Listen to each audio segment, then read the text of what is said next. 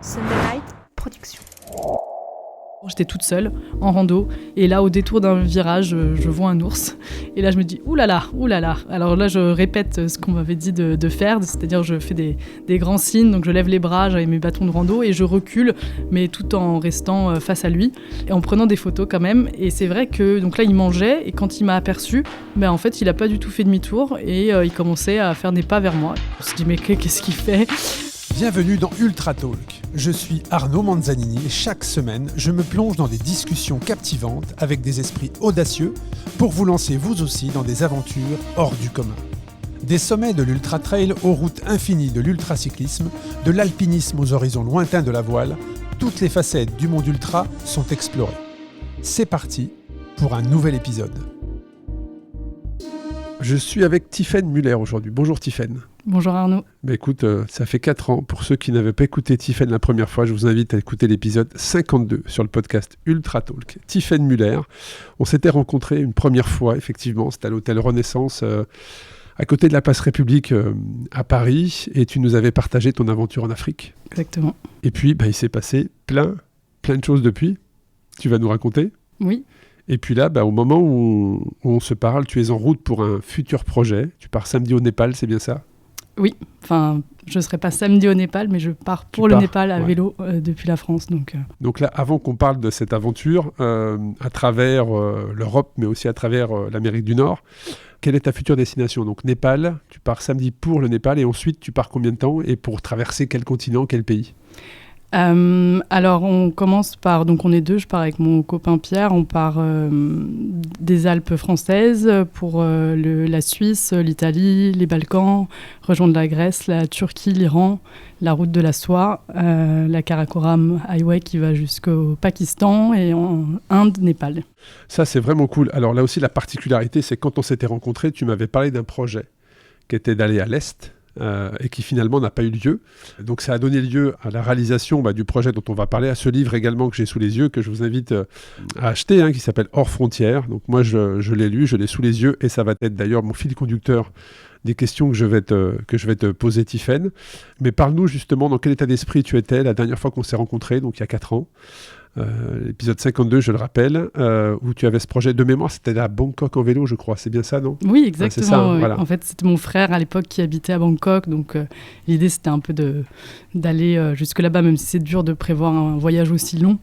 Et du coup, c'était vraiment partir sans date de retour, en quittant mon travail, enfin, c'était un CDD, donc juste en finissant le contrat de travail et de partir au long cours, et au bout de 3 semaines, donc ça c'était en février 2020, et donc au bout de 3 semaines... Le 28 semaines, février 2020, c'est la date du départ. Ah, ça doit être ça, tu connais mieux que moi. Regarde, je l'ai sous les yeux. Donc le 28 février 2020, vous partez pour l'Est, pour l'Asie. C'était l'objectif de départ. Je rappelle la date, je pense que ça va parler à beaucoup. 28 février 2020, c'était le monde d'avant. Je ne sais pas si on peut dire ça comme ça. Oui, exactement. Mais on a l'impression que c'était il y a très très longtemps. Il s'est passé tellement de choses depuis. Et donc vous partez avec l'objectif d'aller en Asie, très clairement. Et parle-nous de cette arrivée du Covid, parce que très clairement on parle du Covid qui est arrivé en France. On était mi-mars quand le ministre nous annonce le confinement. Donc je pense que mi-mars vous étiez déjà plus en France. Comment vous l'avez vécu ? Qu'est-ce qui s'est passé ? Et quelle a été l'incidence sur ce projet que d'aller en Asie à vélo ? Alors déjà, pour moi, ça a été très compliqué parce que quand je suis en voyage, j'aime bien être déconnectée. Donc, j'écoute pas du tout les infos. J'écoute pas... Enfin, je lis pas beaucoup de choses sur le monde. Et du coup, j'étais un peu dans ma petite bulle. Enfin, on était tous les deux dans notre petite bulle à voyager, à se dire que tout allait bien se passer parce qu'on connaissait un peu ce mood du voyage où tout se passe bien et on trouve toujours des solutions. Vous aviez chacun une grosse expérience de l'aventure à vélo. Oui, voilà. Avec Martin, on avait déjà pédalé ensemble en Afrique, donc voilà. Et en fait, c'est Martin, lui, il avait des signaux d'alerte où il y avait des voyageurs à vélo dans le monde entier qui commençaient à rentrer, qui voyageaient depuis des années et qui rentraient chez eux. Il me disait ah oui, là dans tel pays il se passe ça. Moi, je me disais toujours c'est pas un pays qu'on va traverser, ou alors. Est-ce que tu étais un petit peu dans le déni ? Ah, complètement. complètement dans le déni. Et en plus, moi, j'avais poussé un peu Martin à ce moment-là à partir pour ce voyage. En fait, lui, il serait bien resté un peu posé 1 an ou 2 de plus. Et donc, moi, j'avais dit non, moi, j'ai besoin de faire ce voyage, donc j'aimerais qu'on parte. Donc, je l'avais un peu poussé. Donc, pour moi, c'était un peu... c'est lui qui veut pas, en fait, finalement, faire ce voyage à ce moment-là et qui trouve, entre guillemets, des raisons pour pas le faire.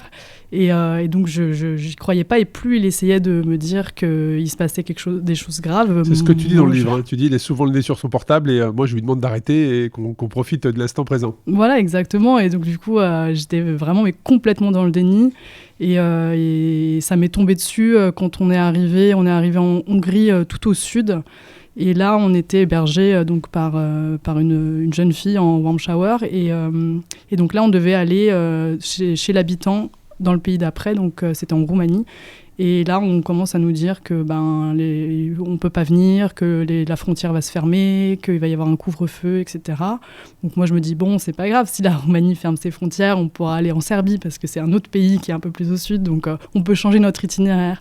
Et en fait, au fil de week-end, c'est marrant, c'était sur 2 jours, sur vraiment un week-end, tout s'est accéléré. Tout s'est accéléré. J'ai commencé à parler à mes parents qui m'ont donc commencé à me dire aussi qu'effectivement la France parce que la famille à distance devait s'inquiéter. Mais il y a aussi les personnes que vous rencontriez sur le long de la route, les habitants, je veux dire. Hein.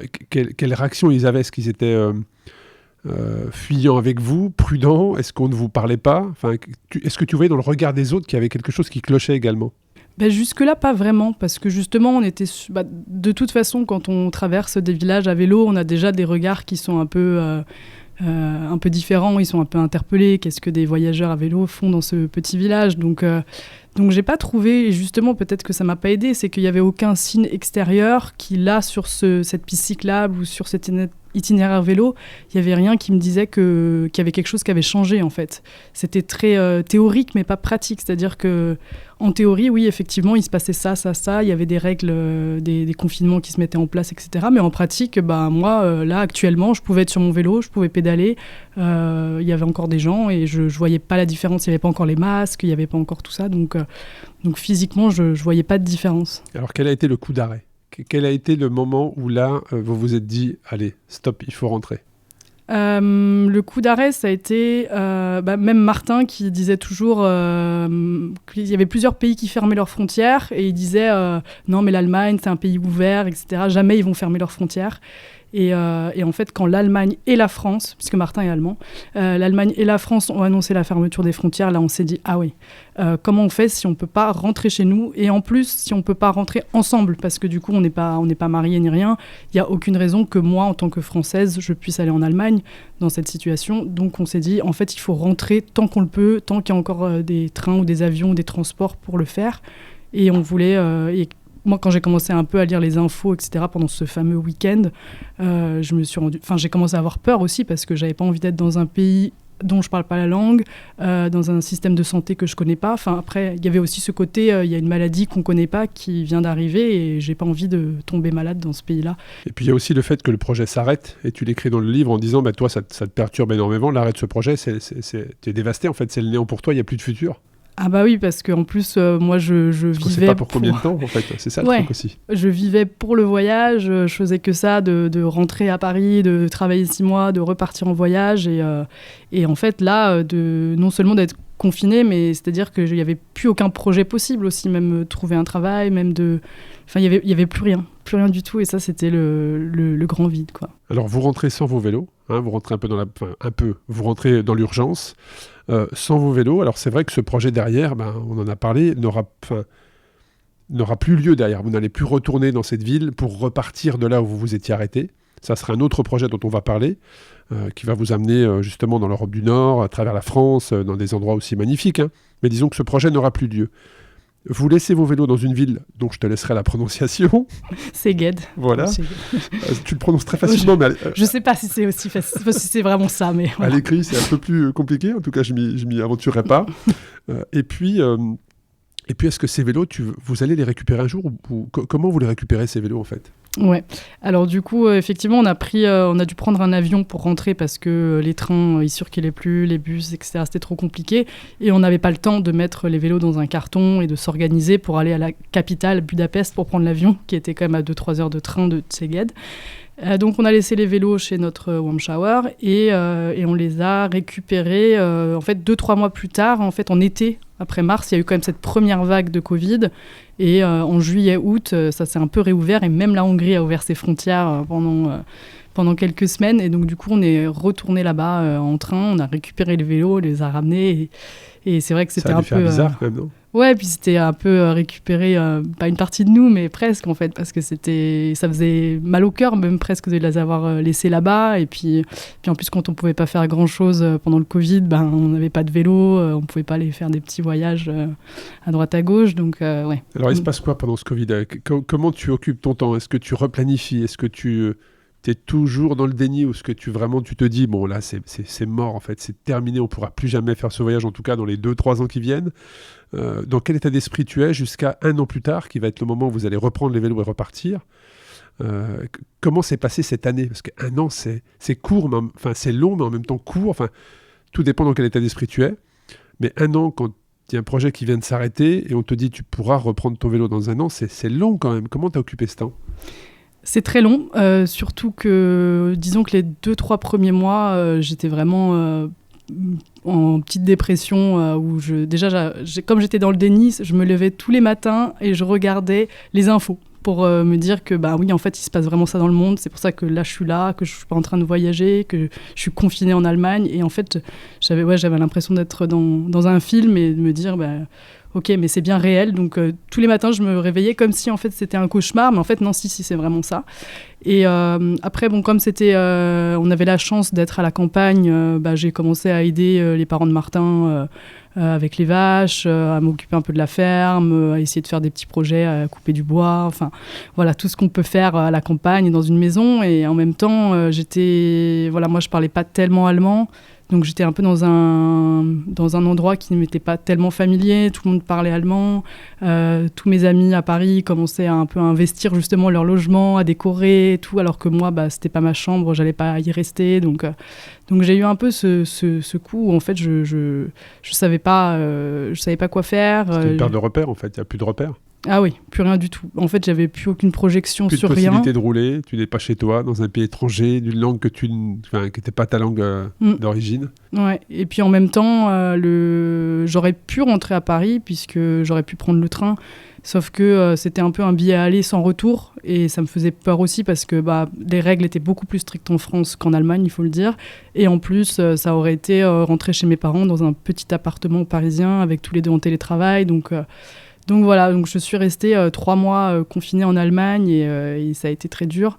Et surtout, j'avais peur que le voyage n'existe plus dans le sens où, en fait, les contacts... Qu'il n'y ait plus d'espoir de repartir. Oui, et surtout que ce soit plus jamais la même chose, que même si on puisse repartir, et qu'en fait il n'y ait plus cet accueil de l'étranger, parce que là on nous apprend à prendre de la distance, pas à se méfier de l'autre, mais oui forcément puisqu'il peut être contagieux d'une maladie. Si on se méfiait de l'autre, très clairement. Donc j'avais peur que même si on peut repartir, en fait quel est l'intérêt s'il n'y a plus ces rencontres, c'est ce partage. Et donc repartir, effectivement, vous allez repartir 1 an plus tard. Ouais. Donc vous reprenez la direction.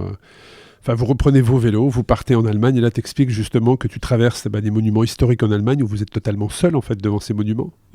Ouais, c'est vrai. Et puis surtout, très rapidement, comme c'est quand même l'hiver et qu'il fait froid, on envoie des demandes de warm shower, donc c'est ce réseau... Alors justement, warm shower, je voulais qu'on en parle parce que ça a été votre fil conducteur durant tout ce livre d'ailleurs et toutes tes aventures.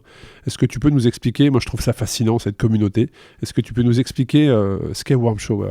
Ah oui, Warm Shower, c'est donc une communauté de cyclistes qui est basée sur l'hébergement entre habitants.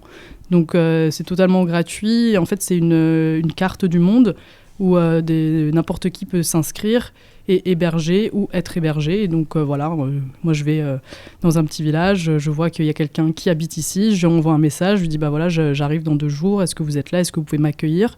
Et puis ça va de de planter sa tente dans le jardin à avoir sa propre chambre avec sa propre salle de bain et le dîner servi le soir, quoi. Et outre le fait d'avoir un peu de confort pour une nuit, c'est aussi en fait rencontrer les gens et pas être juste de passage ou parfois en itinérance, on peut, si on fait du vélo, on s'arrête camper en bord de route, on refait du vélo. Finalement, on traverse le pays un peu rapidement et un peu moins profondément que si on s'arrête chez les gens. En fait, on va rentrer dans une maison, Et les rencontres vont être folles, hein. Moi, je sais que j'ai 2-3 rencontres sur lesquelles je veux m'arrêter, qu'on en parle. Moi, j'ai été bluffé, quoi. Le fait de rencontrer des gens d'une richesse aussi intense, c'est juste incroyable. Puis on apprend beaucoup. C'est sur le hasard, en fait. C'est un peu sur le hasard. Tu choisis pas vers qui tu vas. Ah oui, c'est sûr. C'est sûr. Après, il y a une petite description, chacun met ce qu'il veut. Oui, mais quand on va parler de certains profils, je pense que leurs compétences et leurs aventures par le passé n'étaient pas notifiées. Donc c'est en discutant avec les personnes que tu vas découvrir. Et puis cette connexion, justement, au départ, elle est quand même un peu brutale parce que donc, vous reprenez le chemin, vos vélos, traversez l'Allemagne. Et là, vous commencez à avoir des personnes qui commencent à vous demander si vous avez déjà fait votre test Covid. Donc ça doit aussi jeter un certain froid dans la relation. Il y a cette méfiance dont on parlait tout à l'heure. Et puis, il y a ce passage à la frontière entre l'Allemagne et l'Italie qui est quand même atypique. Je veux dire, ça change des Norvégiens, hein. On y viendra plus tard. Mais disons que c'est à l'opposé des Norvégiens où en fait, tu t'attendais à ce passage entre l'Autriche, et l'Italie, est-ce que ça puisse être compliqué parce que vous n'avez pas vos tests PCR, alors qu'il en faut partout pour passer. On ne parlait pas encore à l'époque de vaccins, je ne crois pas. Hein. C'était uniquement des tests. Hein, voilà. Et en fait, il vous a suffi de faire un signe de la main et un sourire et vous avez pu passer en Italie tranquillement. Oui, en fait, je pense que les gens, les douaniers à la frontière pensent pas qu'on est sur un si grand voyage et qu'en fait, ils pensent qu'on est juste des cyclistes du dimanche qui font un petit tour et qui reviennent. Donc, effectivement, ils nous ont pas du tout arrêtés à la frontière. Et comment se passe la traversée en Italie ? En Italie, c'est super parce que c'est la région du nord des Dolomites. Il y a des super itinéraires cyclables. Moi, j'avais déjà fait une petite partie de l'Italie sur mon premier voyage quand j'étais toute seule. Et j'étais sur des grosses routes avec des voitures qui roulaient très vite. Et là, forcément aussi avec le Covid, effectivement, il y a moins de monde dehors, il y a moins de monde qui bouge, il y a beaucoup moins de voitures. Et l'Italie, c'était exceptionnel. Moi, j'ai beaucoup aimé l'anecdote chez Stefano pour faire cuire les pâtes. Ah oui. Où il faut faire cuire les pâtes généralement quand c'est au bout, mais par économie de gaz, vous, à la première bulle, hop, on coupe le réchaud. Ah oui, c'est sûr, quand on a un petit réchaud, on est obligé de couper tout de suite le gaz pour économiser, et c'est vrai que c'est un sacrilège pour les Italiens de faire cuire les pâtes comme ça. Et c'était un peu un contraste assez drôle. Il y a aussi une anecdote, c'est en Italie que vous rencontrez un autre cycliste et vous faites quelques jours avec lui. Et quand vous lui expliquez justement le nombre de kilomètres que vous faites par jour, qui est à peu près 100, j'ai beaucoup aimé cette anecdote parce que lui, justement, dit « Ah non, mais surtout pas. Moi, je ne veux pas faire 100 km par jour. C'est pas que j'en suis pas capable, c'est que je ne veux pas parce que je ne veux pas que ça crée de l'endorphine et que je sois obligé des jours d'après d'avoir ce besoin de continuer. » J'ai trouvé ça hyper intéressant. Ouais, puis c'est marrant parce que moi, j'avais jamais réfléchi à ça, je m'étais jamais posé la question.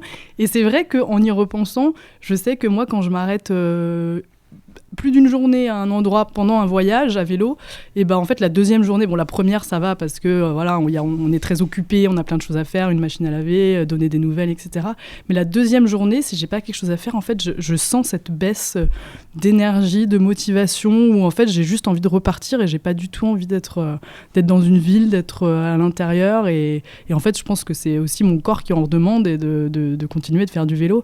Et après plus tard, quand on était du coup au Canada, où on a fait c'était des routes très reculées et il faisait nuit à 23h et du coup on faisait 150, 160, des choses qu'on fait jamais nous d'habitude. Et là, j'ai bien vu et je me suis rappelée de ce gars qui nous avait dit ça, et c'est vrai que là le corps il est plus t'en fais, plus t'as envie d'en faire et plus t'as envie de battre ton record aussi de kilomètres en faire une journée. J'avais jamais réfléchi de cette manière-là, ça met les choses en perspective, mais de dire non, j'en suis capable, par contre je ne veux pas, je me freine moi-même, pour pas être, je me limite moi-même pour pas être dépendant de son corps et d'être hyper intéressant.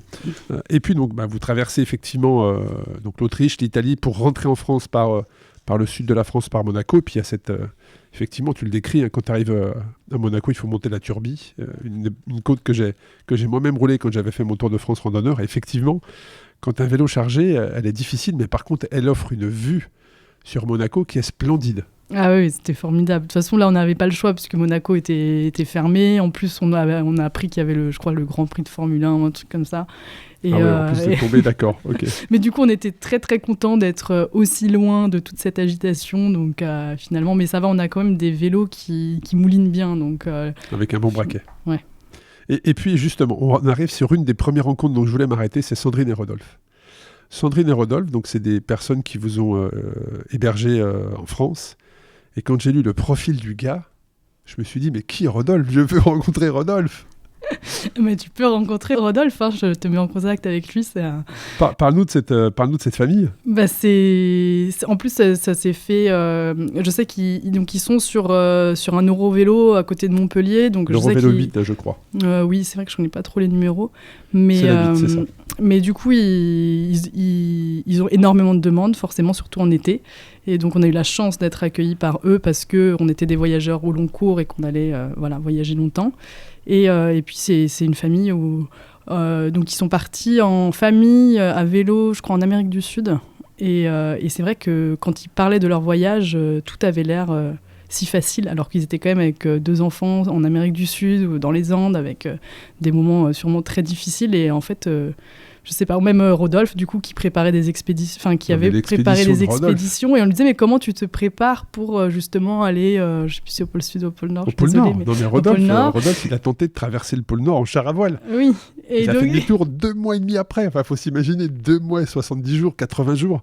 Même à 2, sur un char à voile, par des températures probablement autour de moins 40, moins 45, faire demi-tour, c'est-à-dire mettre fin à son projet pour traverser en fait le pôle Nord géographique entre l'Alaska et le Spitzberg.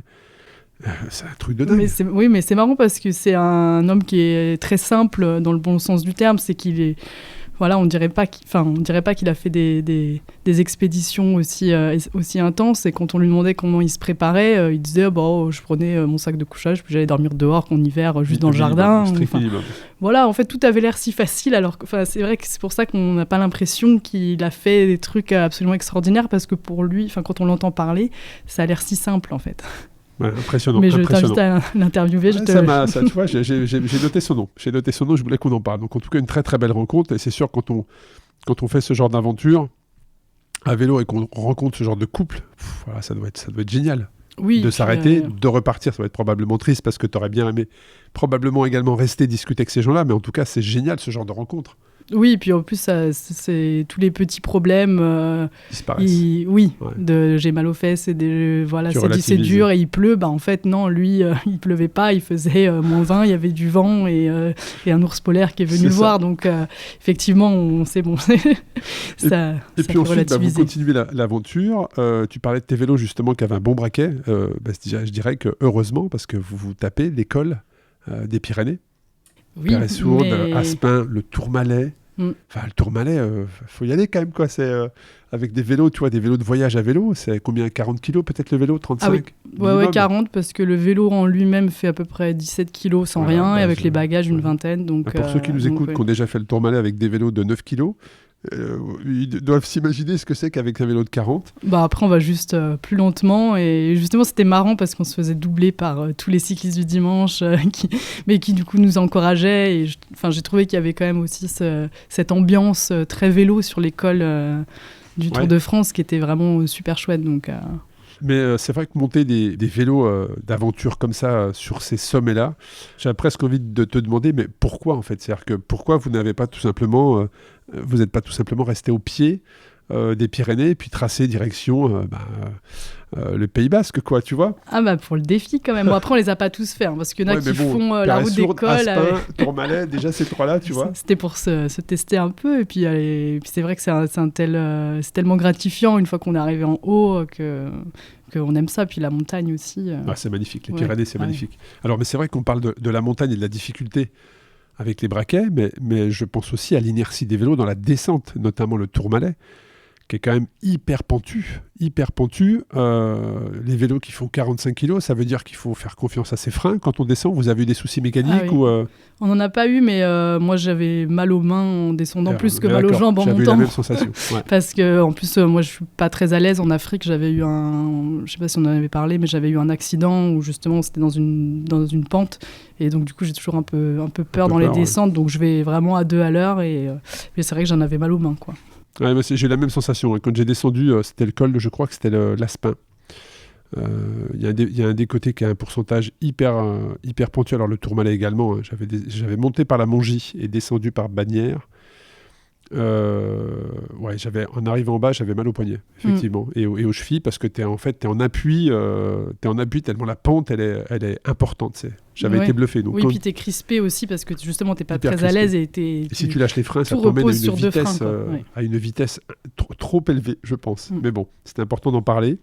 Et puis derrière, il va y avoir une décision à prendre, c'est-à-dire celle d'aller en Norvège. Oui, alors là, c'était un peu... quand on est en France, on se fait vacciner, donc on a les 2 doses, donc ce qui nous permet de voyager. Sauf que c'est vrai qu'il y a encore pas mal de restrictions, il y a encore des frontières qui sont fermées. On commence déjà à réfléchir un peu, donc déjà à changer de continent, puisque tout ce qui est à l'est de la Turquie est fermé, ils ne délivrent pas de visa, etc. Donc à se mettre sur le continent américain. Vous avez été plusieurs comme ça. Je te coupe, excuse-moi Tiffaine, mais vous avez été plusieurs, des gens que j'ai rencontrés, des aventuriers comme toi, aventurière, qui ont tournicoté en Europe, on va dire ça comme ça, alors que c'était prévu d'aller à l'Est, tu vois. Et finalement, ça a tournicoté, voilà. Donc, ouais, forcément, on temporise, en fait. Mais là, on commençait déjà à réfléchir à aller au Mexique, parce que c'était un pays qui est resté plus ou moins ouvert pendant toute la pandémie. C'est un grand pays, il y a 6 mois de visa, on s'est dit, bon, déjà... Enfin, moi, j'avais des envies d'autres continents. Martin, il était un petit peu plus réticent. Il pensait que ce n'était pas encore le moment. Il préférait que la situation s'améliore encore plus. Et du coup, pour lui, c'était en gros, soit on continue encore à tournicoter en Europe, soit on s'arrête de travailler quelques mois. Et donc, pour moi, c'était juste inconcevable. Donc, j'ai dit, OK, on continue à tournicoter. Donc, on est monté en Norvège jusqu'aux îles Lofoten. Alors là, on est en quelle année ? 2021 ? Et oui, on est toujours en 2021. Alors 2021, la Norvège, effectivement, a ouvert son pays en janvier, je crois, ou décembre. A ouvert son pays, effectivement. La Suède était ouverte, mais la Norvège est un pays où moi, je m'y suis confronté et j'ai été refoulé. C'était en février 2020, janvier 2020. Moi, j'ai été refoulé à la frontière. Je venais de la Suède. Ah oui. Et je me suis fait refouler à la frontière norvégienne où, si tu n'étais pas norvégien, tu ne pouvais pas rentrer, en fait. C'était impossible. Puis avec les Norvégiens, tu discutes pas. Tu comprends tout de suite que tu peux pas discuter. Ouais, il y a pas mal de voyageurs qui sont venus justement de la Suède et qui ont traîné en Suède. Parce qu'en Suède, tu pouvais. Effectivement. Et qui ont attendu que les frontières s'ouvrent pour la Norvège. Sauf à prendre des raquettes ou des skis à traverser, mais c'était compliqué parce que voilà. Et donc la Norvège, ça veut dire que là, il faut monter patte blanche. Moi, je sais que quand je suis passé en Norvège, donc on était en janvier 2021. En janvier 2022, il m'a fallu montrer 4 documents officiels pour rentrer. Donc test PCR, carnet de vaccination, demande d'accès au territoire, passeport, ça avait été assez compliqué. Et pour vous, tout s'est bien passé. Vous accédez à la Norvège en règle. Oui. On a pris le ferry depuis le Danemark et il me semble que c'était juste la vaccination. Et l'objectif, c'était quoi ? C'était d'aller au Cap Nord ou juste d'aller voir les îles Lofoten ? L'objectif, donc, c'était de continuer à rester un peu en Europe le temps que la situation s'améliore. C'était surtout ça. Et en fait, non, pas le Cap Nord, parce que Martin, il y avait déjà été en vélo et qu'il ne voulait pas forcément y retourner. Et que, c'est vrai qu'une fois que tu l'as fait une fois, c'est superbe. Ouais. Mais c'est lassant, enfin, on va dire, c'est plat, généralement. C'est la même route, en plus, on ne peut pas faire... on peut pas changer de route, puis les conditions sont assez difficiles. Donc moi, je m'étais dit, bon, je sais pas mon objectif de vie d'aller au Cap Nord, donc si on s'arrête aux Lofoten, ça ira très bien, et c'est ce qu'on a fait, et c'était super, parce que les Lofoten, c'est vraiment magnifique. Même la Norvège, donc, tu en parles, tu expliques que les paysages...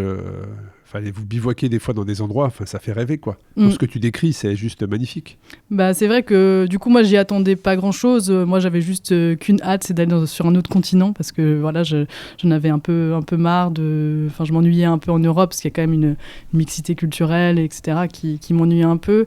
Et finalement, la Norvège, j'ai adoré parce qu'effectivement, n'importe quel petit lac, petit fjord qui n'a pas de nom est magnifique et même sur la côte. Vous pouvez bivouaquer partout là-bas, c'est ça, c'est autorisé. Ah oui, Ouais. c'est un peu le principe de la nature et tout à chacun. Et si on se met au bord d'un lac à côté d'un village, il y a les Norvégiens qui passent pour aller se baigner à 22h dans l'eau à 12 degrés et qui nous regardent et qui nous saluent en fait. Et on n'est pas, c'est pas bizarre, on n'a pas besoin de se cacher. Et ça, c'est vrai que c'est quand même super agréable de pouvoir bivouaquer comme ça un peu partout. Et puis c'est un pays, alors la densité, j'allais dire, elle est folle. Non, à l'inverse. Oui. C'est-à-dire que c'est le pays le moins densément peuplé après l'Islande et la Russie.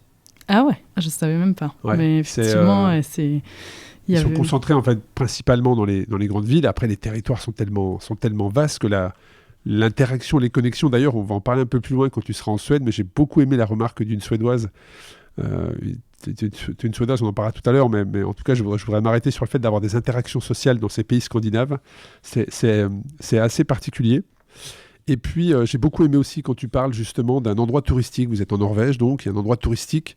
Et puis, les Norvégiens, ils ont ouvert un peu leurs frontières, mais forcément, les touristes reviennent. Et toi, tu te retrouves à un moment donné dans un endroit où tu te sens, je reprends tes mots, je me sens pouilleuse, avec mes baskets trouées et délavées au milieu de tous ces touristes bien apprêtés. Alors ça m'a fait rire parce que c'est le propre du bikepacker, en fait. C'est-à-dire que quand tu voyages à vélo, t'as pas de confort, t'emmènes pas avec toi tout ce que tu veux emmener, sinon ça fait 100 kilos où il te faut une charrette.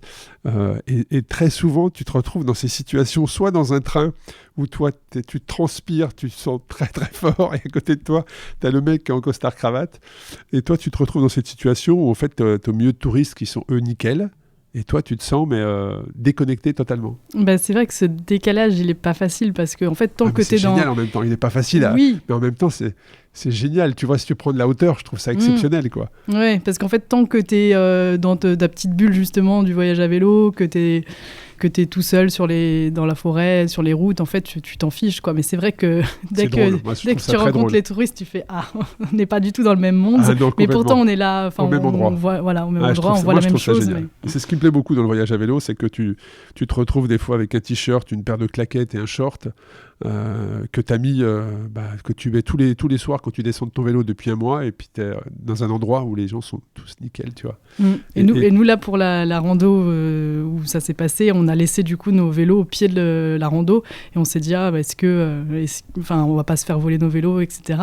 Et en fait, de mettre justement les chaussettes qui sèchent, la serviette, etc. sur le vélo, c'est vrai que ça fait pas du tout envie, et que du coup, on s'est dit, personne va y toucher, parce que là, franchement, c'est pas... C'est un marqueur, ça me rappelle une anecdote. Une fois, j'avais vu un reportage au Japon, justement, où il y avait des cyclistes qui allaient au Japon pour la première fois, et donc ils descendent...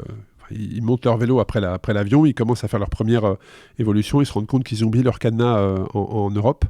Et donc, ils essaient de trouver un marchand qui vend des cadenas. Donc, ils se renseignent. Et à un moment donné, ils demandent, mais est-ce qu'on peut trouver des cadenas, en fait ? Et les gens leur disent, mais pourquoi faire ? Pourquoi tu veux un cadenas ? Pour attacher mon vélo.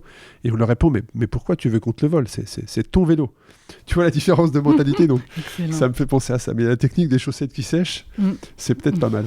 Et puis, il y a aussi les îles Lofoten. Donc, vous continuez votre évolution sur le nord, mais il y a ce passage du cercle polaire arctique.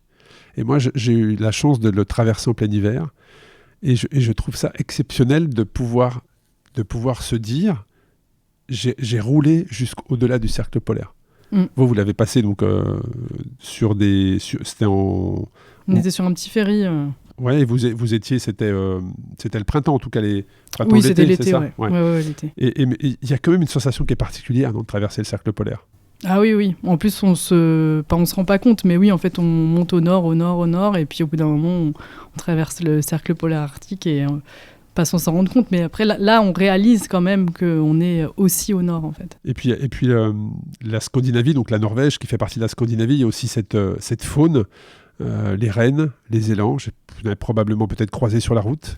Ah oui, des rennes très très souvent, des élans un peu moins, mais quand même on en a vu. Et ce que j'ai découvert moi, en allant en Scandinavie, c'est qu'en fait les rennes, il n'y a pas de rennes sauvages. Les rennes sauvages n'existent pas. C'est-à-dire que chaque renne appartient à un propriétaire. Donc c'est pour ça que j'ai fait beaucoup le parallèle entre les cow-boys du Kansas au centre des États-Unis et les éleveurs de rennes en Suède, parce que très clairement c'est les mêmes. Ils ont le flingue à la ceinture, le couteau de l'autre côté. Et avec leur motoneige, ils surveillent les troupeaux de rennes l'hiver, alors que les cow-boys, c'est les chevaux, tu vois. Mais c'est effectivement, il y a aucun renne qui est en liberté. Chaque renne appartient à un propriétaire. Ça, je ne savais pas. Oui, moi non plus. Enfin, je l'ai appris en Norvège, mais un peu plus tard, après avoir vu plein de rennes, où je me suis dit, oh, c'est formidable, ces animaux sauvages. Et en fait, non, ils ne sont pas sauvages, effectivement. Ils sont bien repérés. Mais ils sont quand même beaux. Ouais, il y a aussi ce que tu avais cru être des dauphins. Ça aussi, ça doit être génial de se lever. Bon, c'était pas des dauphins, mais l'impression était quand même, en termes de nature, ce que tu vas rechercher là-bas, ça doit être extraordinaire de se lever le matin et de voir en face de toi la nature en pleine puissance, quoi. Ah oui, là, c'était exceptionnel de se lever. Donc, du coup, j'ai entendu ce souffle.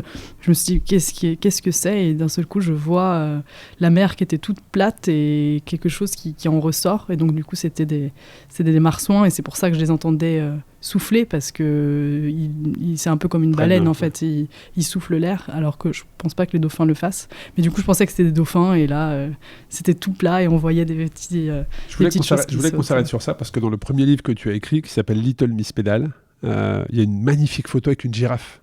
Tu vois laquelle je veux parler, oui, juste derrière un bosquet, je sais pas comment tu peux l'appeler, mais bref, on voit que tu es en vélo et derrière toi, il y a cette girafe qui sort du buisson. Je trouvais cette photo magnifique. Et là, que tu nous partages ton expérience aussi avec un marsouin, ça doit être... tu as rencontré quand même beaucoup d'animaux, quoi, finalement, dans tes aventures. Ben oui, au final, c'est ce que permet aussi le voyage à vélo, et surtout de bivouaquer, de faire du camping sauvage, et c'est là qu'on est sur le territoire de ces animaux qui sont là avant nous, et forcément, ouais, ça pousse à la rencontre. Et puis vous redescendez, une fois que vous avez atteint votre objectif, qui est les îles Lofoten, vous redescendez par la Suède. Et là, tu parles d'une interaction avec une Suédoise. Mais moi, j'ai plus envie de te poser la question, comment se sont passées les interactions avec les Scandinaves de manière générale ? Quel est ton ressenti vis-à-vis de ça ? Je te donnerai après mon avis. Mais quel est ton ressenti vis-à-vis de ça ? Déjà, il n'y en a pas beaucoup des interactions. Donc, nous, on y était en été. Donc, il faut savoir qu'il y a quand même pas mal de voyageurs à vélo, qu'il y a quand même pas mal de touristes aussi. Donc, je pense que les Scandinaves, ils n'ont pas forcément envie d'échanger comme ça avec les touristes. Et qu'une fois, on avait demandé aussi je sais plus, c'était en Norvège, on avait demandé où est-ce qu'on peut planter notre tente, parce qu'à cet endroit-là, on ne trouvait pas de terrain qui ne soit pas privé. Et là, on avait un couple qui nous pointe un lieu, et plus tard, ils reviennent dans la soirée, et puis ils nous disent « Ah, c'est bien, vous êtes bien installés. Nous, on habite là. » Il y avait leur maison, leur belle grande blanche maison, et ils nous ont dit « Bonne nuit ». Et en fait, moi, j'étais un peu, pas choquée, mais je me suis dit, même pas, ils nous disent, est-ce que vous avez besoin de quelque chose ? Est-ce que, on est là si vous avez besoin ? En fait, ils nous montraient juste où ils habitaient, et c'est tout. Et ils sont repartis. Donc, il y a un peu ce décalage avec ce que j'ai pu vivre en Afrique, par exemple, où c'était vraiment tout le contraire, où on se plie en quatre pour t'accueillir, et si tu as besoin de quelque chose, on va te l'apporter tout de suite. Et dans les pays scandinaves, c'était un peu froid. Après, c'est peut-être une généralité, mais moi, c'est ce que j'ai ressenti. Après, c'était après le Covid aussi, donc il y a plein de choses qui font que... Mais... c'est comme ça. J'ai pas envie de dénigrer... Je vais dans le même sens que toi. C'est-à-dire que en Finlande, c'est la première fois où je commençais une phrase à une personne, et en fait, quand je l'ai terminée, elle était déjà partie. Tu vois, ça m'était jamais arrivé de voir une personne partir alors que j'étais en train de parler. Tu vois ce que je veux dire ? Non, ils ont vraiment, effectivement, c'est leur... Alors, ils sont très gentils. Moi j'adore la Scandinavie. Hein. J'ai même, à un moment donné, avec ma compagne, on avait hésité à aller vivre en Suède, parce qu'on adore ces paysages et cette mentalité. Très respectueux d'autrui, des règles, de la nature, enfin voilà. Mais par contre, c'est très spécial, là, parce que comme tu le décris dans ton livre, eux, en fait, les Suédois notamment, là en l'occurrence on parle des Suédois, ils sont pas tous comme ça, je le précise, je ne vais pas recevoir de messages de Suédois, voilà. Mais en l'occurrence, cette personne te disait qu'ils étaient contents que le Covid s'arrête, le confinement, non pas parce qu'ils voulaient pas rester chez eux, c'est que la distance de 2 mètres dans un appartement avec quelqu'un d'autre était beaucoup trop courte, en fait. Ils avaient besoin de plus d'espace, tu vois. Donc, oui, ça c'est bien résumé, parce qu'en fait, elle nous disait que pareil, quand elle passait, donc c'était une Suédoise qui habitait dans un petit village où il y avait 5 maisons, 5 foyers à l'année qui habitaient là, et elle disait parfois je passe et il y a mon voisin qui est dans le jardin et il se cache pour pas me dire bonjour, et elle me dit mais moi je fais la même chose. Et du coup c'est normal, c'est juste comme ils sont en fait, et après je leur jette pas la pierre, non, c'est tout à fait ça. Moi je sais que les gens me regardaient très bizarrement quand je passais à vélo et que je leur faisais des grands signes en disant salut, bonjour. bonjour, ça va et tout. Les gens ne comprenaient pas, tu vois. Je voyais qu'on me regardait en disant, mais qui c'est? Tu vois, qui c'est? Mais c'est vrai qu'ils ont ce côté assez froid, mais par contre, voilà, ils sont très, très, très, très sympathiques. Et puis, à un moment donné, on continue, donc vous redescendez direction l'Europe, on va dire le centre de l'Europe, et puis il y a cette décision à prendre de se dire où est-ce qu'on continue l'aventure. Mexique, Amérique du Nord, comment est-ce qu'on y va? Est-ce qu'on y va à bateau? Est-ce qu'on y va en avion? Parle-nous de cette réflexion et de cette prise de décision. Parce que sur cette fin d'aventure, tu l'écris dans ton livre, tu commences à être envahi par une sorte de nonchalance, enfin pas de nonchalance, mais de doute, on va dire. Pourquoi tu fais ça en fait? C'est quoi le but de tes voyages à vélo? Oui, parce que j'ai commencé un peu à me lasser, à me dire en fait, il n'y a pas de projet derrière. En plus, je suis plus tellement dans la découverte. J'ai l'impression de connaître déjà un peu l'Europe. Et donc, avec cette lassitude, donc pour moi, c'était forcément de changer de continent. Et je voulais y aller, ça aurait été chouette de pouvoir y aller en cargo ou en voilier. Mais c'est vrai que ça rajoutait une grosse incertitude parce que si on prend un voilier, où est-ce qu'on va arriver, quand parfois les voiliers ils vont juste Martinique-Guadeloupe et du coup après il faut retrouver un truc pour arriver sur le continent. Enfin, il y avait beaucoup trop d'incertitudes, ce qui a un peu fait péter un câble à Martin qui a dit non, moi je veux bien aller sur un autre continent, mais bon, il faut y aller. Voilà, il faut que ce soit un peu plus clair. Donc on a dit ok, bon, on prend un avion. Tant pis, on ne sera pas du 100% sans avion. Et puis le Mexique, comme je le disais tout à l'heure, parce que voilà, c'était un pays qui était ouvert et aussi parce qu'il y a la femme de mon cousin qui a une maison à côté de Cancun, elle est mexicaine. Et donc c'était aussi rassurant de se dire bon, allez, on peut arriver déjà là-bas, se poser un petit peu et puis avoir des conseils de quelqu'un qui est de là-bas. Donc du coup on arrive à Cancun et là la question se pose aussi parce que d'arriver à Cancun, le problème c'est que soit on monte au nord et puis alors on loupe tout l'Amérique centrale, l'Amérique du Sud, et puis soit on va au sud et on loupe quasiment tout le Mexique parce qu'au final on est quasiment au sud du Mexique. Donc c'est un peu le fait d'arriver au milieu est pas facile non plus et on pouvait pas arriver beaucoup plus bas.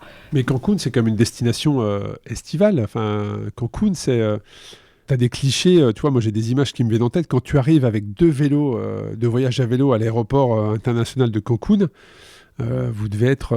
les gens doivent vous regarder, eux qui viennent faire des vacances, tu vois, ils viennent en vacances. Ça doit être... Non mais c'était atroce parce que je me souviens, c'était pas l'aéroport était pas du tout adapté pour qu'il y ait des gros avions qui arrivent et donc et en fait ils checkaient je crois tous les bagages ou ils checkaient quelque chose à la sortie, donc on pouvait pas juste sortir comme ça et donc ça faisait un espèce d'embouteillage où nous on était avec nos gros cartons et inconfortable et puis tout le monde poussait machin et puis ils étaient avec leurs petites valises voilà et ils nous regardaient avec nos cartons et ils étaient gênés en fait qu'on prenne toute la place, etc. Enfin, l'arrivée à Cancun était absolument atroce. Mais de toute façon, on savait qu'on n'allait pas y rester, que c'était vraiment aussi pour avoir un vol direct, parce que des vols directs, il n'y en a pas. C'est plus simple avec des gros cartons et des vélos, c'est beaucoup plus simple, je te confirme. Ça enlève du stress en tout cas. Tu es certain que si tu déposes ton vélo, tu es certain qu'il arrive à destination et qu'il ne s'est pas perdu dans un transfert. Et qu'il arrive plus ou moins en bon état aussi, parce que quand il y a une escale, c'est eux qui le manipulent et ils ne font pas forcément attention. Oui, ils ne font pas du tout. Il ne faut pas utiliser le conditionnel. J'ai des preuves, j'ai des images.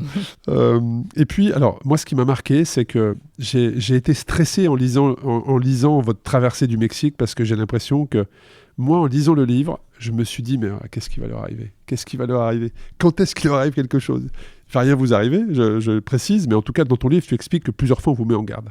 Dès le début, en fait, avec des cyclistes qui se sont fait écraser, il y a eu un double meurtre, enfin. Et comment, en fait, tu fais pour profiter? Comment tu as fait pour profiter de cette aventure alors que tu le décris plusieurs fois? Il y a des situations quand même parfois qui sont... il y a même une fois, je crois qu'on vous alerte, il y a même les gendarmes qui viennent vous réveiller, vous êtes endormi dans la tente, qui viennent vous réveiller en vous disant « Non mais là, il ne faut pas rester là, c'est dangereux ». Et vous leur répondez « Non mais... en fait, on a la flemme de tout ranger, donc on va rester. » Non, mais c'est surtout qu'il y avait un autre voyageur à vélo qui était là et qui dormait sur la place centrale du village. Et donc, du coup, ils étaient venus nous chercher, effectivement, et nous dire de dormir là où il était. Sauf qu'on a très bien vu où c'était. C'était au milieu d'un carrefour où il y avait plein de voitures, même la nuit, où il devait y avoir des bars autour et de la musique. Et donc, même s'ils nous ont dit que c'était dangereux là où on était, Là, à 2h du matin, en pleine nuit, on n'avait aucune envie de se retrouver là-bas avec les lumières et tout. Donc, mais après, on a très très mal dormi. Et effectivement, le Mexique, ça a été compliqué parce que, alors il y a eu quand même des moments, enfin en fonction des bons moments avec la nature notamment. Ah oui, la nature, bien sûr. je pense aux volcans, les éruptions des volcans. Enfin ça doit être merveilleux de vivre ça, quoi. Ah oui, non, même avec les gens. Mais en fonction des États, ça dépendait vachement des États en fait. Où il y avait des moments où on nous mettait en garde tout le temps. Et donc ça, c'est vrai que c'était assez troublant parce qu'en Europe, par exemple, quand j'étais toute seule, on me mettait en garde sur le pays d'après, de gens qui n'avaient jamais été dans ce pays-là. Donc, en fait, je prenais pas du tout au sérieux ce qu'on me disait. Alors que là, quand c'est les Mexicains eux-mêmes qui ont peur de leur propre pays et qui sont là, en fait, ça fait un peu plus réfléchir. Et en plus, on allait acheter des fruits au village et on nous mettait en garde et on faisait ci, on nous mettait en garde. Et en fait, on en avait marre que toute la journée, c'est quoi cette mise en garde ? C'est vraiment l'insécurité du pays ou c'est les bandes rivales C'est qu'effectivement, il y a quand même des villes qui sont régies par les cartels, qu'il y a quand même ce problème de cartel au Mexique qui existe encore et du coup, les gens en ont très peur. Après, c'est un peu, comme je le dis, c'est un peu comme le terrorisme. Hein. Ça fait beaucoup de bruit. On n'est pas forcément visé, mais ça fait beaucoup de bruit. Les gens en ont peur. Et les cartels, c'est pareil. Sauf que, clairement, nous, en tant que voyageurs à vélo, on n'est pas du tout visé par les cartels. Si on n'est pas, si on va pas en boîte de nuit et prendre de la drogue, il n'y a aucune raison, sauf être au mauvais endroit, au mauvais moment. Mais du coup, les Mexicains ont peur. Et ils remettent leur peur sur nous et c'est vrai que des fois c'était un peu lourd mais c'était pas c'était surtout dans un état et le reste ça va, c'était pas non plus tous les jours où t'as ça au-dessus de la tête tout le temps non plus. Et vous traversez également la Panaméricaine qui est quand même un endroit assez connu en tout cas quand tu fais des aventures à vélo, tu suis les différents itinéraires. Il y a quand même cette Panaméricaine, même si effectivement il reste il y a beaucoup de voitures, ça doit être sympa de pouvoir alors je ne dis pas apprécier rouler ici, mais en tout cas d'avoir coché le fait d'avoir roulé sur cette route-là. Et puis derrière, il y a le Mexique, donc effectivement, finalement tout s'est bien passé, même si on vous a mis en garde plusieurs fois. Vous avez vécu quand même des bons moments en connexion avec la nature, notamment avec les volcans, ces éruptions et ces détonations qui vous ont parfois surpris. Et puis il y a le Guatemala également, c'est ça, derrière, que vous avez traversé ? Oui, finalement, comme on ne savait pas trop si on montait au nord ou on allait au sud, on s'est dit on va aller au Guatemala et c'est au Guatemala qu'on a décidé qu'on allait au nord. Donc on a fait une petite boucle pour repasser après ensuite au Mexique. Et ça a été une belle découverte aussi. Et c'est marrant parce qu'il y a d'autres voyageurs ou d'autres touristes qui nous ont dit que le Guatemala, c'était aussi dangereux, voire plus dangereux que le Mexique. Mais le ressenti était totalement différent parce que là-bas, personne ne nous parlait d'insécurité. Donc du coup, on la ressentait pas du tout. Et... Ça me fait un petit peu penser, tu sais, j'ai eu la chance d'avoir plusieurs fois en face de moi des personnes qui ont fait des aventures à vélo, mais qui ont pris ce que tu t'apprêtes à prendre, c'est-à-dire la route de la soie, la direction de l'Est en fait. Et en fait, très tôt, en Europe, on leur disait « Où est-ce que vous allez ?» Alors les gens répondaient « On va à l'Est » et on leur disait « Voilà, à l'Est, c'est dangereux. » Et quand ils allaient à l'Est, une fois qu'ils étaient à l'Est, on leur disait qu'à l'Est, c'était dangereux. Et au final, pas du tout. Et ça me fait un petit peu penser à ce que tu viens de décrire, à ce que vous avez vécu en Amérique du Nord. Oui, c'est pour ça que c'était assez troublant, finalement, le Mexique, puisque là, c'était vraiment de la part des Mexicains, quoi. Mais tout s'est bien passé et effectivement, les gens sont quand même ultra gentils. Et à chaque fois qu'on leur répondait, c'est ça, on a trouvé au bout d'un moment ce qu'il fallait répondre, c'était ah d'accord, c'est dangereux, mais ici ça va. Et ah oui, ici pas nada, il se passe rien. Oui, vous pouvez dormir ici. Et en fait, c'est quand même toujours dangereux ailleurs. Donc même si ça reste dans le même pays, c'est quand même c'est jamais ici. Donc il y a un lien. Donc effectivement, après quand on lit le livre, moi j'ai voyagé. Alors pas à vélo, mais j'ai voyagé Cancun, Acapulco. C'est des destinations qui font rêver. Tu vois ça dans les films. Tu dis ça doit être génial d'aller passer quelques vacances là-bas, quoique. Et puis, il y a aussi ce passage à 4200 mètres d'altitude. Donc, on parlait tout à l'heure du Tourmalet, des Pyrénées. Bon, là, on a 4002 quand même. Hein, donc, il faut... comment on fait pour monter des vélos qui font 35-40 kilos à 4200 mètres d'altitude ? Alors, ça prend du temps, comme tu l'as dit. Mais il y a aussi ce manque d'oxygène. À 4002, c'est quand même hyper élevé, quoi. Ouais, on prend notre temps. Enfin, je crois qu'il y avait une 30aine de kilomètres entre la ville où on démarrait et le sommet, et on avait prévu la journée, hein, clairement, et donc c'était que monter. Puis en plus, c'était assez difficile parce que c'était assez sableux comme route, et que les deux derniers kilomètres, il a fallu pousser les vélos tellement c'était pentu. Je pense que c'est là-bas que Marie Léotet, que j'ai fait donc il y a quelques semaines en podcast sur Ultra Talk, et qui a fait le tour du monde en courant, je crois qu'elle est de mémoire, hein, je crois qu'elle est passée là-bas et qu'elle a souvenir d'avoir rencontré y a comme un magasin souvenir ou une petite auberge et avoir bien trinqué, on va dire, trinqué à cette ascension. Ah ouais, c'est possible. Et avoir, disons que des souvenirs un peu plus épars de la descente avec l'alcool, tu vois. mais ça me rappelle quelque chose, effectivement cela. Et puis j'ai ensuite été très marqué par le passage de la frontière. Mexique, États-Unis.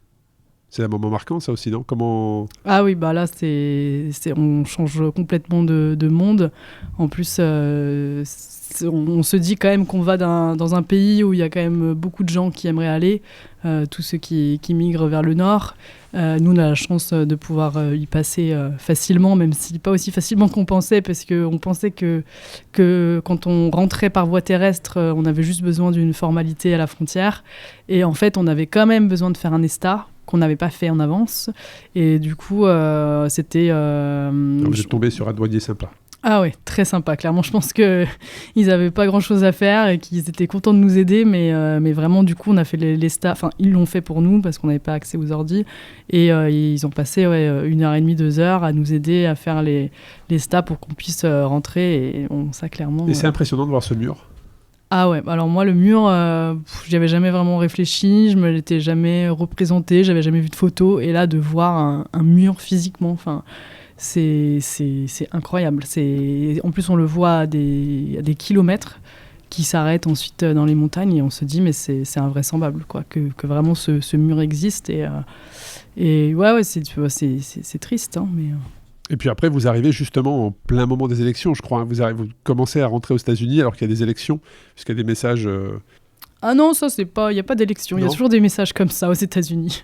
En fait, c'est vrai que les États-Unis, c'est ultra politisé et qu'on passe dans n'importe quel petit village. Et il y avait des drapeaux Trump de partout. Ouais, c'était... Et en plus, à chaque fois qu'on rentre... qu'on va dans un petit village, il y a, que ce soit des gens connus ou pas, mais en fait, il y a toujours des photos de politiques, de politiciens. Enfin, c'est... Alors, autant au Mexique qu'au Guatemala, on vous a dit attention, c'est dangereux, voilà. Aux États-Unis, on se dit c'est cool, on est en sécurité. Et pourtant, il y a un endroit sur lequel vous vous étiez arrêté et vous êtes vite reparti parce que le type qui était votre hôte, bon, voilà, il était apparemment... vous l'avez pas vraiment senti. Il y avait aussi ce port d'armes. Enfin, vous vous êtes vraiment inquiété et vous êtes vite parti. C'est ça, hein ? Ouais. Et puis, en fait, en général, aux États-Unis, je dirais que je me suis sentie limite moins en sécurité qu'au Mexique. Parce qu'au final, au Mexique, il y avait toutes ces mises en garde, mais effectivement, à chaque fois qu'on leur disait ici, comment c'est, ici, c'est pas dangereux, et puis après, on passait une bonne soirée, etc.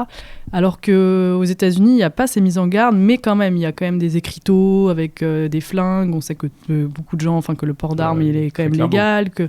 Mais après, au niveau de la circulation, c'est qu'au Mexique, il y a pour habitude d'avoir au bord de la route des gens qui marchent, des gens à cheval. Les voitures, elles ont l'habitude qu'il y ait plein de monde et elles font attention, alors qu'aux États-Unis, surtout sur la partie ouest, c'est du 100% voiture. Tout a été construit un peu autour de la voiture. Les centres, le centre de la ville, c'est des centres commerciaux, mais en voiture où tout est en drive-in.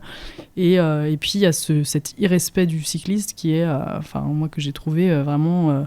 où il y avait quand même des gens qui nous faisaient des doigts d'honneur juste parce qu'on était sur la route et qu'ils n'étaient pas contents qu'il y ait un vélo avec tout ce que...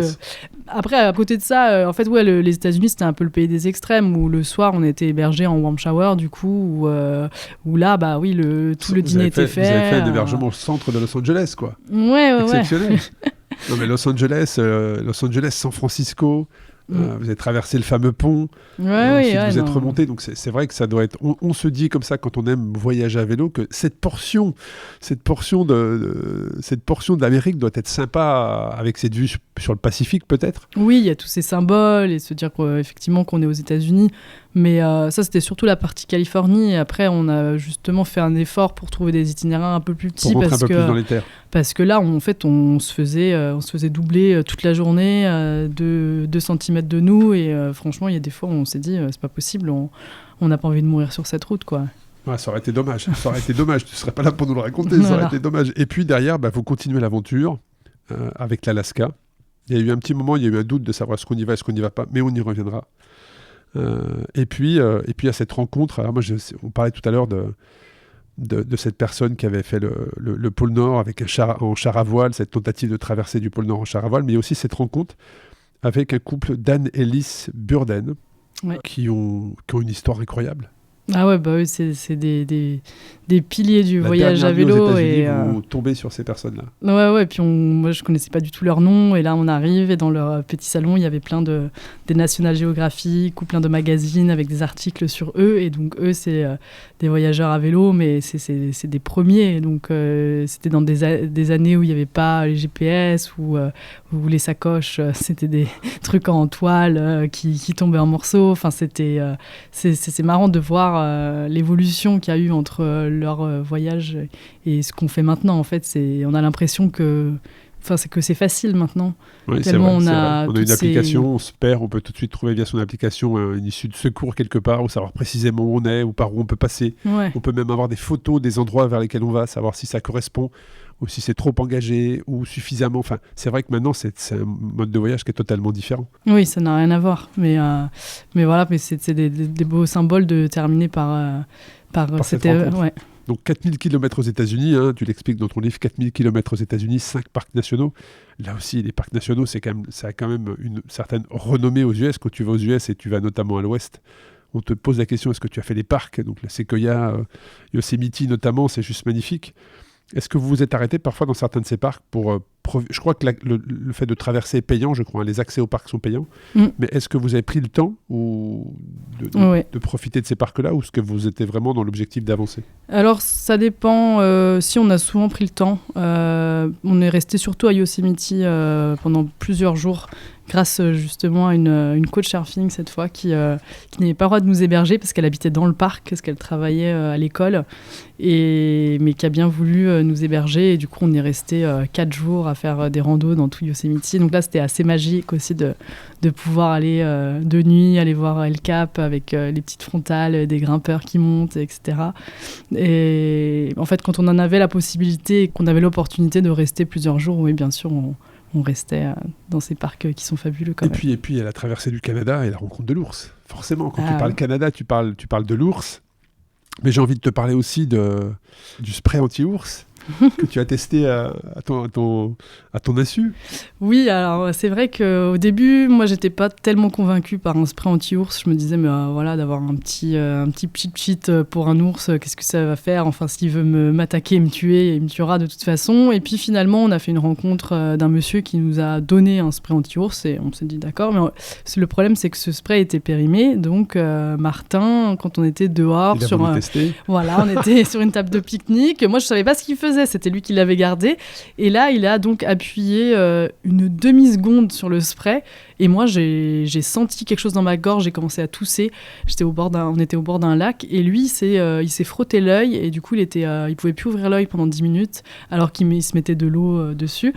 Et ce qui était pas plus mal au final de l'avoir testé, parce que ça nous a vachement rassurés. On s'est dit, mais en fait, parce que dans un spray, il y a quand même 10 secondes de produit. Là, on en avait pour vraiment une demi-seconde. Donc on s'est senti puissant, et la nuit, quand on bivouaquait au milieu de nulle part, et qu'il y avait un peu de bruit. Et vous l'avez rencontré, l'ours, tu l'as rencontré plusieurs fois, tu l'as croisé plusieurs fois. Comment... Alors, est-ce qu'à chaque fois, on a peur? Est-ce qu'au départ, c'est rigolo, et puis on a peur une fois qu'on le voit se tourner vers soi?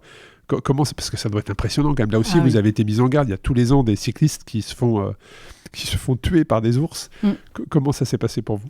Alors, moi, j'ai eu de moins en moins peur. Mais le premier ours que j'ai croisé, c'était quand même... c'était justement dans Yosemite. Je savais, heureusement, qu'il n'y avait pas de grizzly à Yosemite, donc ça pouvait être que des ours noirs.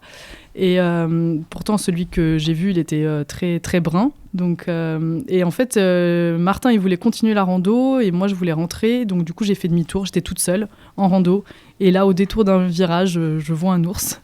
Et là, je me dis, ouh là là, ouh là là. Alors là, je répète ce qu'on m'avait dit de faire. C'est-à-dire, je fais des grands signes. Donc, je lève les bras, j'avais mes bâtons de rando et je recule, mais tout en restant face à lui.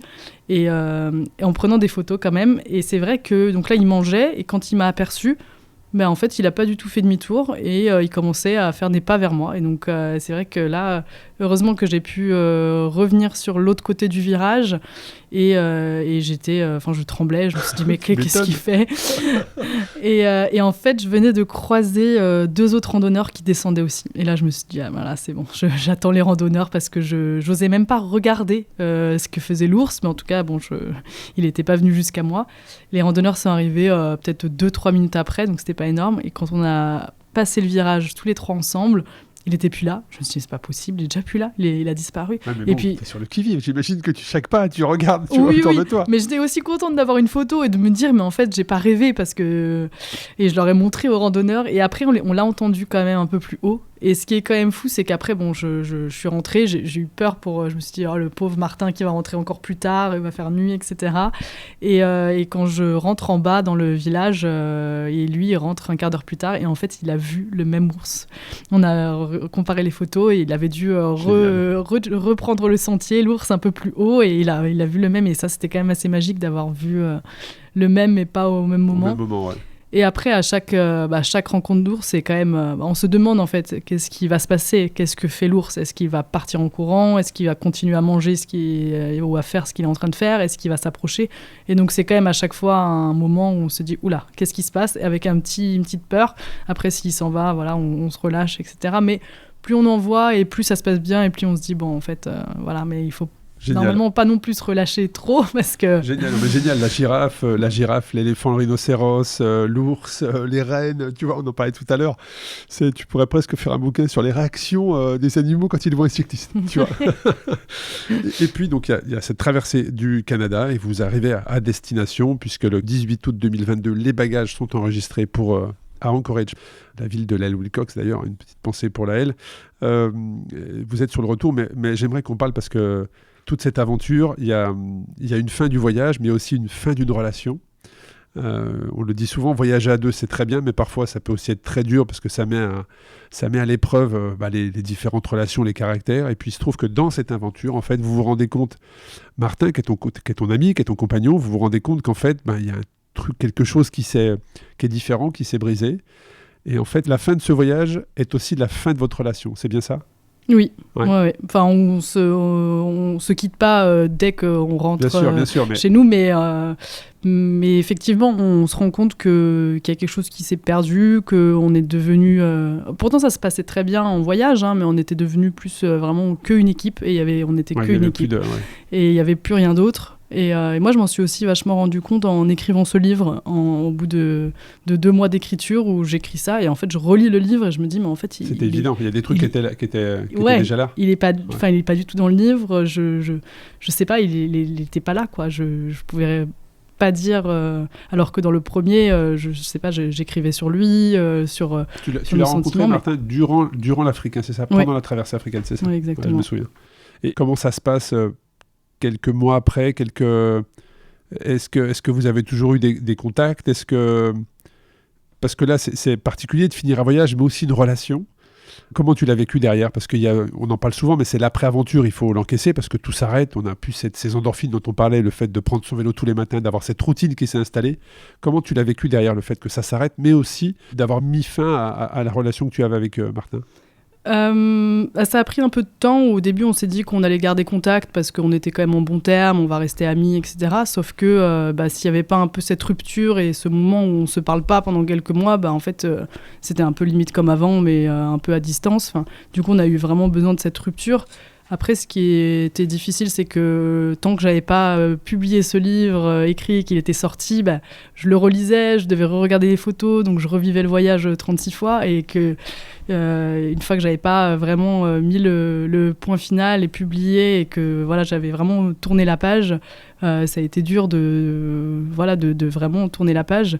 Et en plus, comme je fais pas mal de festivals de voyage, où à chaque fois, il fallait expliquer que... parce que la question venait toujours, donc il a fallu le dire, mais plus je le disais et plus je le réalisais aussi. Donc ça va, je l'ai pas mal vécu. Et après, ça restera toujours quand même celui avec qui j'ai fait 2 grands voyages à vélo. Et je sais pas, c'est un peu comme si ceux qui ont des enfants ensemble et que ça restera nos petits bébés. Et, voilà, c'est une aventure que vous avez partagée. Ouais. Oui, donc forcément, ces aventures, elles vont rester. Donc Martin aussi. Et voilà, mais... Il y a un proverbe que tu as écrit, que tu as qualifié de mielleux, qui dit « Ne pleure pas parce que c'est fini, souris parce que c'est arrivé ». Ouais, c'est très mielleux, mais en même temps, quand j'y pense, c'est ça en fait. Même tout ce qu'on a vécu ensemble, en fait, on s'est tiré vers le haut, on a appris l'un de l'autre, et voilà, et c'est ce qui restera pour le futur, donc... Bon, c'est génial. En tout cas, moi, je vous invite à faire l'acquisition de ce livre Hors frontières de Tiffaine Muller. Vous verrez, on a fait tout ça en accéléré, bien évidemment, à travers ce podcast. Moi, la question que j'ai à te poser, Tiffaine, c'est où est-ce qu'on peut suivre? Où est-ce que tous les auditrices qui écoutent veulent suivre ton aventure qui commence samedi au moment où on enregistre, mais au moment où l'épisode est diffusé, tu seras déjà sur la route. Donc, où est-ce que les auditrices et auditeurs peuvent suivre ton évolution et ton aventure? Surtout sur Instagram, Little Miss Pedals, mais je pense que je vais faire aussi une carte interactive sur Polar Steps où il y aura le lien sur Instagram ou sur Facebook, le même nom, Little Miss Pedals. Donc le départ est ce samedi, on sera le 9. Oui, c'est ça, 9 exactement. mars. 9 mars, ouais. Une date d'arrivée prévue, parce que quand on part en voyage à vélo, on sait quand on part, mais on ne sait pas vraiment des fois quand est-ce qu'on arrive. Là, la durée du projet, c'est sur combien de temps? Voilà, c'est un peu différent. Il y a un peu une date, parce que justement, comme on veut faire cette rando, il y a un peu des saisons. Il faut qu'on le fasse entre la mousson et l'hiver. Donc, il faudrait qu'on commence la rando maximum 20-25 septembre. Donc, on a 6-7 mois de vélo et ensuite les 2-3 mois de rando. Et après, on ne sait pas si on rentre, comment on rentre, etc. Mais pour ce projet-là de vélo-rando, il y a un peu un timing. Génial. Moi, j'aimerais me dire, j'ai 6-7 mois de vélo devant moi. J'aimerais le dire surtout avec le bras cassé en ce moment. Voilà. Mais ce n'est que de la mécanique et chaque chose en son temps. En tout cas, qu'est-ce qu'on peut te souhaiter d'ailleurs, Tiffaine? Qu'est-ce qu'on peut te souhaiter pour la suite? Là, que toutes les frontières restent ouvertes, que pas que tout se passe bien, mais qu'on puisse aller jusqu'au Népal, qu'on puisse faire cette rando, et puis voilà. Génial. Écoute, on se revoit pas dans 4 ans cette fois-ci, on se revoit avant, que tu nous partages ton aventure en direction du Népal. Et un grand merci pour ta disponibilité, parce que tu étais de passage à Lyon, je le précise, et on a réussi à se caler rapidement dans nos agendas pour qu'on puisse échanger en face à face. Donc un grand merci pour ta disponibilité. Bravo pour tout ce que tu fais, et puis tout le meilleur pour cette aventure. Merci à toi, et puis ravi de t'avoir revu 4 ans plus tard. Merci d'avoir écouté cet épisode captivant d'Ultra Talk. J'espère que cette conversation inspirante avec des individus audacieux vous a laissé avec de nouvelles perspectives et une motivation renouvelée. N'oubliez pas que vous aussi, vous pouvez embrasser l'extraordinaire dans votre propre vie. Restez connectés sur les réseaux sociaux Ultra Talk et sur le site ultratalk-podcast.com. Continuez à vous aventurer et à repousser vos limites. À la semaine prochaine pour un nouvel épisode passionnant d'Ultra Talk.